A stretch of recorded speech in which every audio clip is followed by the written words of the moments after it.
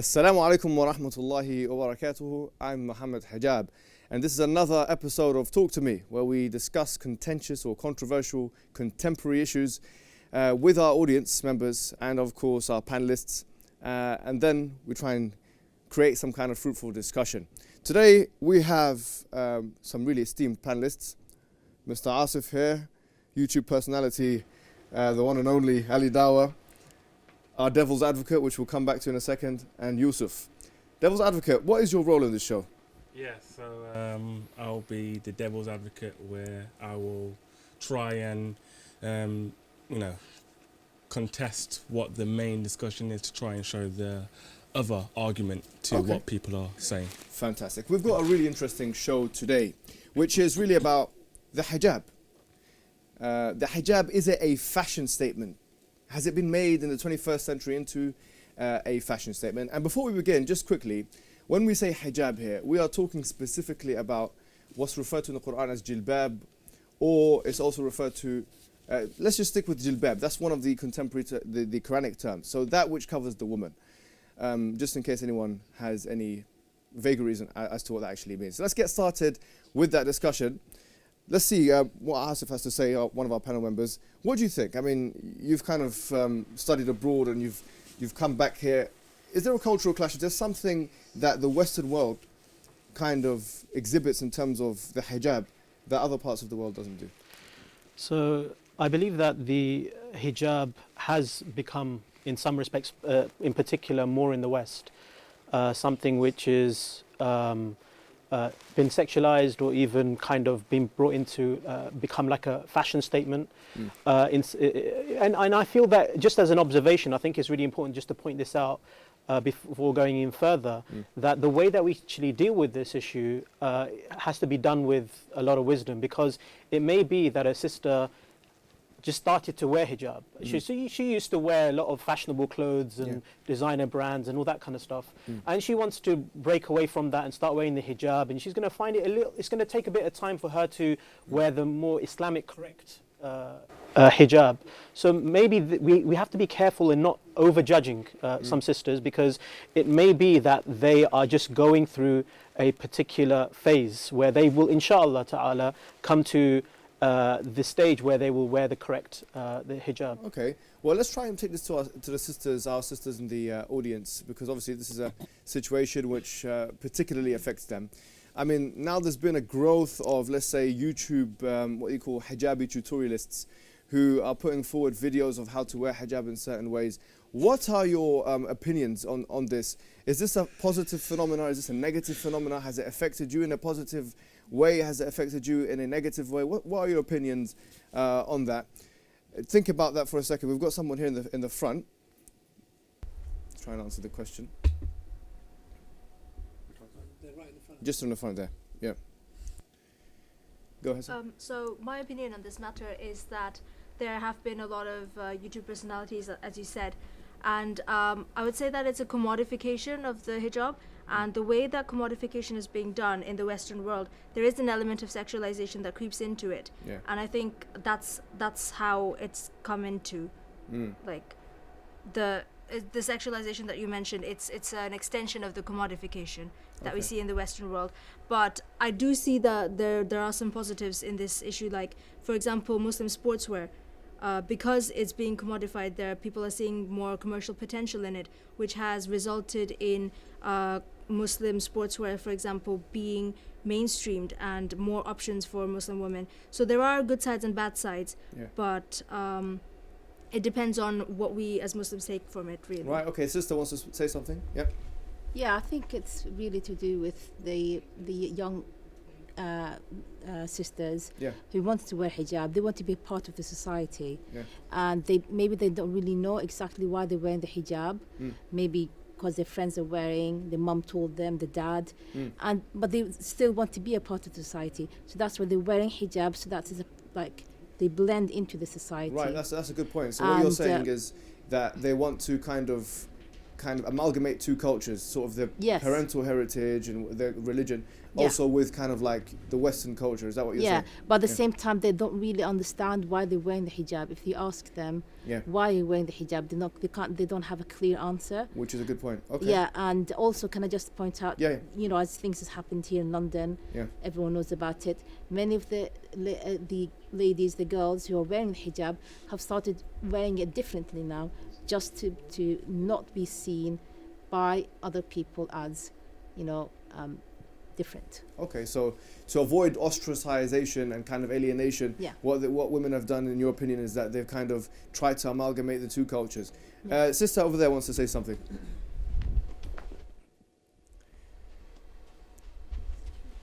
Go ahead.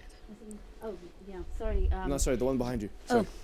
We'll come to you next. Yep. Sorry, I just want to go back to your point where you said that how does it impact Yeah. us, like the society, negatively and positively. I feel like on social media, Yeah. like there are loads of Islamic power couples, so I feel like that impacts the female side. I would say not.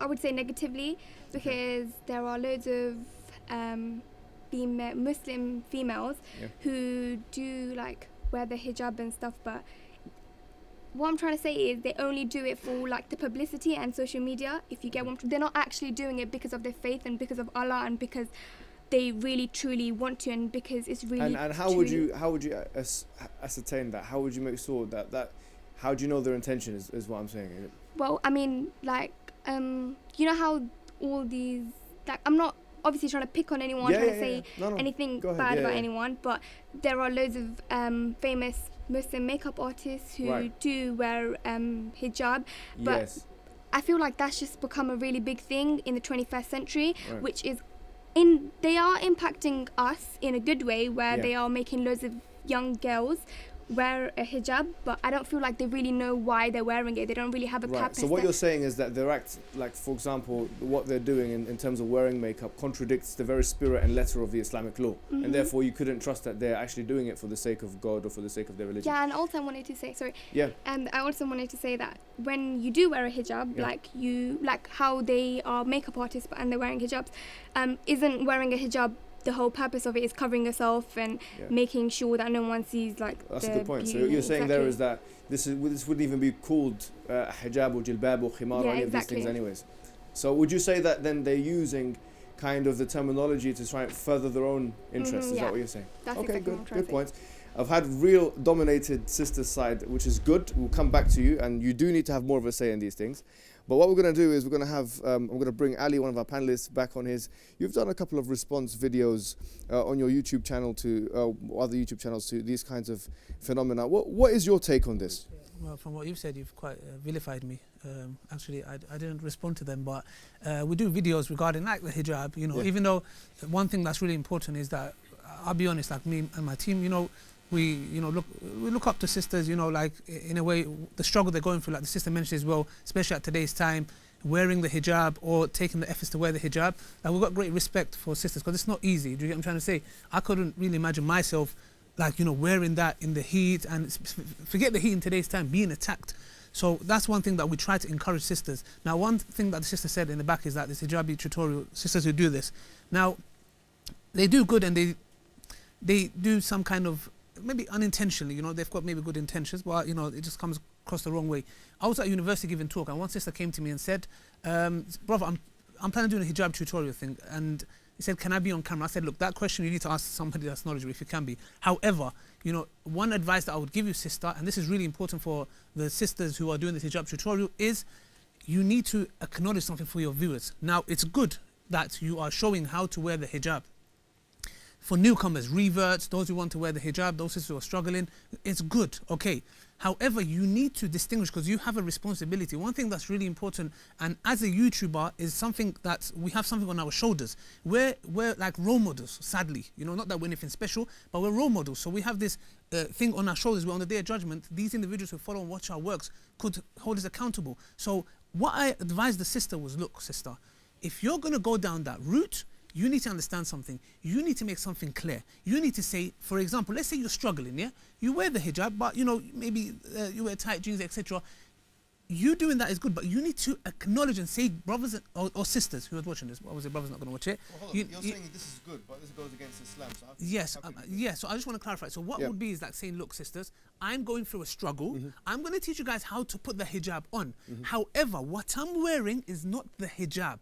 Okay. So when you make that distinction, then you're making your viewers know that this is not the correct form of hijab. So if this is a sin, why would you ask her to publicize it? No. I'm just saying that. For example, this sister, she was dressed in a, you know, mashallah, she was correct. I said, sister, if you was to go down that route, because they have highs and lows. Sometimes sisters come and go for a struggle and they don't wear the jilbab. I said, if you're going to go down that route and do that, I said, look, doing it or not is another question. If you're going to do it, make something clear. Say, sisters, this is the correct form of hijab. What is it? Loose clothing, etc., etc. But I'm struggling, if you are, for example, that sisters who are doing these tutorials, this is not the hijab. Make that clear, because if you're not, what's going to happen is when you go out there, may Allah bless them, they're doing good work. So we assume the best in our brothers and sisters. But when you're doing that, people are watching and thinking, okay, you're dressed so like that. Associating with Islam. Yeah, in a tight clothing. And is it becoming sexualized? Yes, it is. Sadly, it is. And we understand the struggle, but that doesn't mean it justifies what's happening here. Right. I want to ask, this is becoming a sisters-centered kind of session, but I guess this does affect the sisters more.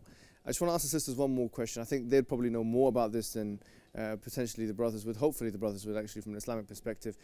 What is it exactly that these kind of tutorialists, and I know it's very difficult to generalize, but I'm ignorant to this. I mean, I don't actually watch any of these videos myself. I'm just asking out of ignorance. What do they actually do? I mean, what kind of things do we have as a typical kind of tutorial for the sisters? Let's see the sister. Sorry, one in the front. Sister, because you've asked it before, haven't you? Or was it you? We'll come to you. We'll come to you afterwards. Yeah, sorry. In the front. Yeah. Basically, I think a lot of times it's just a makeup tutorial with the hijab as a prop. I think if people understand that there's two distinct identities for a Muslim woman, one of them is where she wears her hijab to distinguish herself from non-Muslims and say, this is me, I'm a Muslim, I'm proud. And then there's a Muslim woman who uses her hijab to sort of imbue piety. She wants to become more religious. She feels that wearing the hijab will help her follow specific mannerisms that will help her with her deen. So I think it's very hard to attack this one and bring down this one to, elevate that one. But I do think that a lot of people do wear it as a form of identity. They are proud of the fact they're hijabi, not necessarily that they're modest, but that they are a hijabi. That is a new identity. So yeah, a lot of times the hijab is just... It's just a prop. Okay, you wanted to interject? Yeah, I just wanted to go back to the main question, which was, is hijab being sexualized? Right. And to put it on the other side of the argument, no, I don't think it is being sexualized. Definitely not in the Western society when there's so much more, lewd acts and nakedness that are going out right now. To put a cloth onto a woman's head, I don't think it would be... But isn't what she's describing here, kind of with the makeup and all this kind of thing, using the hijab as a prop, isn't that? Yeah, but I think you could say that in regards to the makeup, but in regards to the actual headscarf, it's not in the realm of what the non-Muslims would say. But is the hijab just a headscarf though? I mean, does it just, when we say hijab, I mean, yes. Once again, this is why I discussed in the beginning, we said when we say hijab, we're talking here about jilbab or khimar, yeah? Okay. So, is that really just a headscarf, or is it meant to cover more than just the head? Well, yeah, I mean, it's better, of course, to cover the whole body as well as the head. But, as it was mentioned before, not every sister is on that same level. Right. So I think it's important for us to encourage whatever can be done from sisters from all, so Ali wants to get all involved. levels of Iman for them to be able to... Go ahead, Ali. So do you class... Okay, Do you class a sister who's wearing the hijab and has really tight... That she's wearing leggings? Because you're putting the yardstick based on what non-Muslims, which they have their right to, that's whatever they want to wear. But you're comparing it with that. Is this how we compare what hijab is or not, or do we compare it with what Islam says? So to you, a sister who wears the hijab and has tight leggings, is that hijab or not?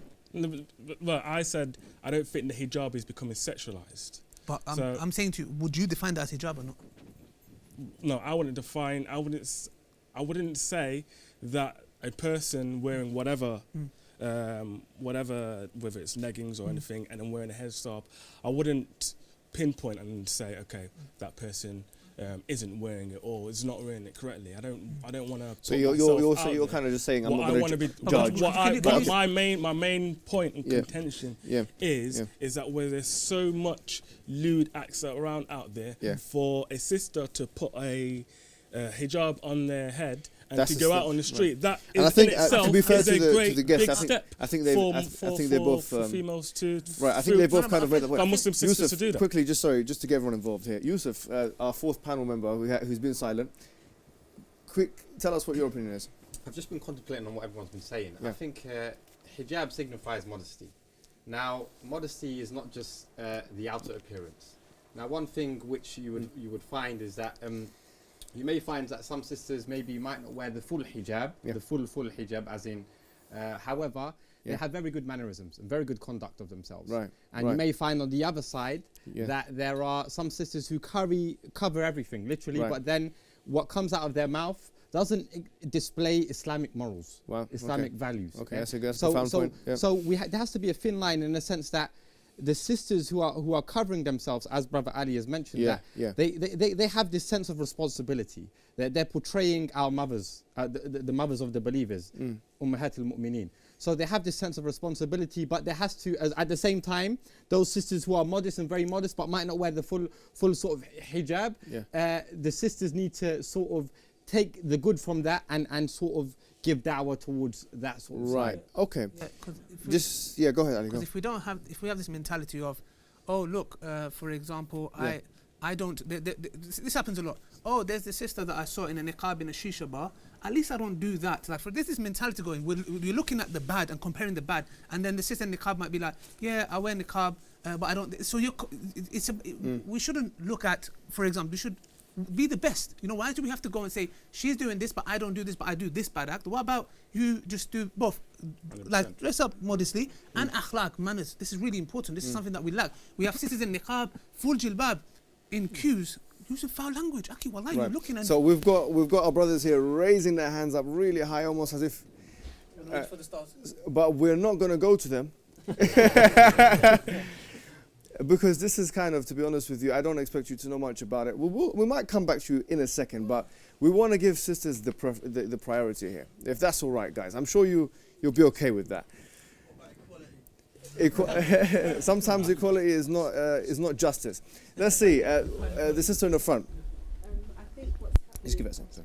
Start again. I think what's happening is before YouTube was a popular aspect, we need to remember that a lot of sisters were wearing hijab without necessarily abaya, and what's happening is in the Western world the standard of modesty has gone down. So even before with non-Muslims, they used to like, for example, if they were wearing leggings, the norm was to wear it with a long top, but that's changed. So now it's a case of sisters that just wear hijab, they're wearing the same things as, let's say, like westernized people do, and just the general standard of modesty has gone down. Very good contribution. And that happens with hijab. Thank you very much for that. Now I'm going to have to try and be a little bit fair here. The brother in the back there with his hand up, screaming, wanting to... Go on. There's a point I want to mention, because a lot of us are speaking about YouTube. It's not YouTube. The main problem is in the house. The parents. When the sisters, sorry, I'm not pointing at anyone here. If any sisters are making mistakes in wearing the right or the wrong hijab, it's the parents. When the sisters are wearing it, however, if they're wearing it incorrectly and they're going out, was a disbeliever. Because the main problem is the parents are dropping their guard. Yeah, why? Noah, his son was a disbeliever. Sorry? Noah's son was a disbeliever. Sorry, yes. Farouk wants to say something. I do. Yes. Seems like there's two discussions going on here, bruv, yeah? Yeah. Now, are we talking about hijab in the Islamic sense? Or are we talking about hijab as the Westerners understand it? No, the Islamic sense. So in the Islamic sense, okay, because as a person who's from a background of the West, to them a hijab is anyone who covers their hair. That's what they regard as hijab. Has that been sexualized? Absolutely. Yeah. I'll be honest with you, I was reading a common newspaper online, and I was scrolling through the articles just seeing what nonsense they got against Muslims, right? And this particular article talks about the hijab, but not from a Muslimah, rather from a call girl, a'udhu billah, who sells to the Arabs who visit this country, whether they're Christian, Arab or whatever, but these Arabs visit the UK and she offers services to them dressed as a Muslim woman. And she's not Muslim? She's not a Muslim. Right, okay. But she dresses as such, and she said she has such a demand that her books are full until 6 months in advance. Wow. You have to book 6 months in advance to visit this woman. Now, the point I'm trying to make is she has sexualized the hijab. And some Westerners... Sorry, that's got nothing to do. Sorry, Hamza. Hold on. And second of all, that's an exception to the norm. You can't come up from one example and then say, okay, yeah, that's guys, calm down, guys. I know this is a very... Sorry, Hamza. Yes, It's a contentious topic. Hamza has the right to interject. Go ahead, Hamza. Tell us. Sorry, but that's an exception to the norm. Sorry. Right. You can't say the hijab is being sexualized because I've seen in one magazine from one person that wore hijab and then used it as some type of fetish or whatever it is. The main point that I'm trying to put across in regards to whether the hijab is being sexualized is that hijab in itself is not something in the realm for non-Muslims to see themselves as a fashion statement for it. Okay. So when Muslim sisters put it on, then you have to take into consideration that there is some sort of sincerity that they would want to actually get close to their Lord. Right, and this is a first step amongst many other steps for them to do that on their path to get closer to Allah. Let's get some more sisters' opinions. That's a good point there. Thank you very much for the interjection. Let's see the sister in the middle that wants to say something. Yes, yeah. Wait one second, give her a second. Yep. The point that the brother made is very true. If you look at the literature of the Orientalists, when they visited Algeria, when they were colonizing Algeria, they wrote about unveiling Algerian women. So there was a huge fetishization and there were fantasies at that time. And there was no YouTube then. Yeah. So they did have fantasies of unveiling these Oriental women. Right. So I do believe that the hijab has been sexualized, but not by women and not by YouTube, but by men themselves. Right, yeah. Now, Frantz Fanon has written extensively about that. That's quite good. In the back there's one more sister that wants to give her opinion. When our brothers made that point, about the lady who wore the hijab and she wasn't Muslim, that shows that the topic that the hijab is sexualized is too broad for us to say YouTuber wearing jeans, she's sexualized the hijab. Right. No, I feel like the fact there is a YouTuber that I watch quite often and maybe the way she's worn the hijab has changed, but are we going to attack her? Yeah, she's wearing the hijab but she's wearing jeans, she needs to change that. Okay, that is an issue, but what matters more, the fact that she's wearing the hijab or the fact that she's showing other non-Muslims what Islam is about at a time where we're being attacked for being Muslims? We need to show the real meaning of Islam. Sister there in the front. Wait 1 second, give it a second. I feel that a lot of women are actually abusing and exploiting hijab because, for example, in the GCC countries, you will see that in what countries, sorry? GCC countries, Gulf countries, you'll see that a lot, like women from Ukraine or from Russia, they would be wearing the abba and they will be wearing the headscarf and they would actually be abusing it and using it, to run their own nasty call girl like businesses, and this is something that I've actually seen that in my research. So I feel that a lot of women are actually abusing it in themselves actually, but otherwise there's an example that I saw in the everybody's heard of that, the controversial Noor Tagore, the Iranian journalist who wore the hijab on the Playboy magazine cover, and then she just basically gave like a whole hype to hijab being like modest dressing and everything. So interesting. Okay. Yeah. Well, we'll take one more from the brothers. We'll come to Ali Dawah in the front here. The brothers put his hand up patiently, so we will take his contribution. Go ahead, sir. Yeah, I think we live in a culture that they don't want to assume the best, they want to assume the worst and use that to attack sisters and brothers. I'm not saying I don't. I'm not saying I know I have experience. I'm not saying I know what a sister goes through. Right. But the fact that there's a lot of families, I've seen this myself in my family sometimes, that someone tries to be practicing, they wanna try to do properly, wear the hijab properly, or whatever have you. But then family starts attacking them, like, oh, why are you doing this? Why are you trying to? Why are you becoming more extreme? Right. So and that kind of pushes them to to conform to this sexualized idea of Ali. Yeah, that's why I said I have a lot of respect for sisters. You know why? Because they've been attacked at home, be it YouTubers. Yeah, I'm not saying directly all of them. Be it out on the street. And another thing the sister said is brothers, men, how? And she said something really profound, and we have to be just. You get what I'm trying to say? Because Allah subhanahu wa ta'ala says, speak the truth even if it's against yourself. Us as men, why do we contribute to this? How? Because when we go and start looking, sadly, this is the truth, when we don't look at our sisters, it might be for marriage, and you're looking at other individuals who are dressed in a certain way, now how are the sisters feeling? Because in their head, they're thinking, you know what, I need to look this way, otherwise I'm not going to get married. This is a big phenomenon. And you'll have sisters saying, you know what, if I wear the hijab, I'm not going to get married. So we as men have played a big role in, like, we want it to be like, we want it to be sexualized. Wallahi, if you think about it, we want it to be sexualized and looking this way and that way. And then over here, we also sit and criticize when we need to fix ourselves as well. So it's a big factor to play. So you're saying the onus is not just on the woman? Yes, it's not just the parents. It's a whole factor. And I think, obviously, nobody wants to die alone. They want to be married. So I think what she said really, really made me think, because it's like, as brothers, as men, when we don't value that and we start looking in, no, I want you to dress up in that way or look that, then it's sad, but they fall into this and think, you know what can I do? And those who are strong, may Allah bless them and say, you know what, I'm firm. Like Allah has chosen for me who I'm going to marry. Me looking like this or like that is not going to change. May Allah bless them as well and make everyone strong. Asif, what do you think? Yeah, I mean, it's been a really interesting discussion, but I do feel that one thing that has been left is that the concept of hijab is not purely for modesty reasons. I mean, this is something that is kind of like not been mentioned, but I feel that it has to be mentioned in the Quran. Because of its importance, and that is that women or even men have a form of hijab as well, which is quite different to the women's hijab. And the reason why we do it is not to necessarily better our character, although those are issues. The main reason is to please Allah Jalla wa Ala. So if we actually have that in mind, because people will say, well, hang on, this thing about comparing and so on and so forth, that, I know sisters who don't wear hijab and they're far more modest than the niqabi that I know and so on and so forth. So the overriding factor is not the fact that this is supposed to make you more modest and have better character and so on and so forth. But it's a commandment of Allah Jalla wa Ala, and He's the one who we're here to please. Okay, that's a really good point. Let's see from the sisters. We'll come back to the sister in the middle. Go ahead. Yeah, I think, in this day and age, if a Muslim woman is strong in her faith and in Iman, and she's doing this for the sake of Allah, I think she should be proud of herself, and I think she will be the winner. Okay, well, I think that's a very encouraging remark there. In the front. Coming back to the point that the brother said, there's so many different interpretations of hijab and what is proper hijab. I mean, of course, there's the Islamic definition, but people take it in different ways. I think that's where all these issues are coming out from. Is this sexualized? Is this commodified? Is this right? Is this wrong? So you're saying education is I am saying that people are...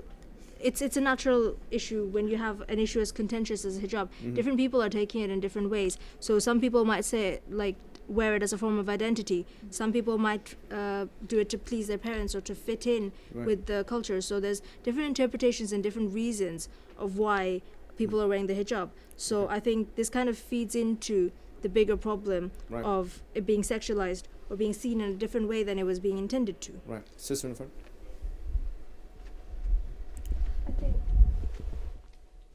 I know this is becoming a female-dominated session, but for good reason. Sorry, go ahead, sister. I think there's the other issue that a lot of female liberation in this day and age is associated with empowerment and sexual liberation. And what happens is that does feed itself into the hijab and conceptions of what is a proper or more strong hijab. So a lot of women may think, okay, I'm empowered by the male gaze. If the male looks at me and he finds me attractive, I'm a very powerful person. I want to sustain my identity, keep my hijab, let people know I'm Muslim, and also still have that empowerment. So you have these two different systems colliding, and for a lot of Muslims who are religious, this seems like a contradiction, but it's just an extension of the commodification of beauty, sexualization of women that we see in the society. Okay, really interesting point there. In the back. I just want to go back to Brother Ali's point on how Muslim women in the 21st century, well, I wouldn't say women, but like young teenage girls, they would look at what the men, like what the guy, like what the other Muslim. Let me just. I'm so sorry. That's all right. Let me just rephrase that. Basically, so it all comes down back to social media again, and how some women perceive themselves. I mean, so ideas of perception. Is it perceptions? Right, So the way that they portray themselves, and then obviously there are Muslim girls who have like in the households who are like really religious and everything. And that links into what she was saying. Yeah, what she was saying. Yeah. Right. Okay. Really interesting. The brother here, he wants to make another contribution. I understand, like the sisters are saying, the brothers saying is that the YouTube or social media and everything, yes, it plays part. But Allah subhanahu wa ta'ala says in the Quran, Ku anfusakum wa ahlikum nara. It all comes down to the family. Save yourself and your family from the hellfire. If our role models, our parents are doing it right, if our sisters are doing it right, our own family is doing it right, our grands in the family are good, strong, firm, and we're teaching our children, our daughters, our sisters the right thing, they wouldn't be going just behind the social media. This will be the last word because we've only got a minute left. Go ahead, sir. I agree and disagree, because the thing is, we can't blame the parents and say they're not doing right, because that's like looking at Noah alayhi salam and saying 950 years you will have shahadas, you done. No, because Aki, it's the effort has been put in. If the parents are putting the effort in and the children are not, we can't blame the parents in that way. It's important. Yes, they should do their job, but sadly in today's time the youth look up to role models, YouTubers, whatever it may be, so they play a big role as well. As long as the parents do the job and they don't follow, we can't blame the parents because they've done their job. Okay, well that's a really, really interesting point, Ali. I'll let Yusuf say the last thing in 10 seconds. What do you want to say? Basically, what I would say is that ultimately we're Muslims. You know, hijab is part of our identity. We literally need to hold on to these fundamental things that we have and let not such issues maybe divide us so that maybe we look down on such a sister or such a sister, but rather we should envisage our Ummahatul Mu'mineen as the role models and try and follow them in all aspects as well as the hijab. Well, it's been a brilliant show with exceptional contributions from everybody, from the panelists and from the audience. Until next time, of course, this was me, Muhammad Hijab, and this is the show Talk to Me. Tune in for next time. Wassalamu alaikum wa rahmatullahi wa barakatuh.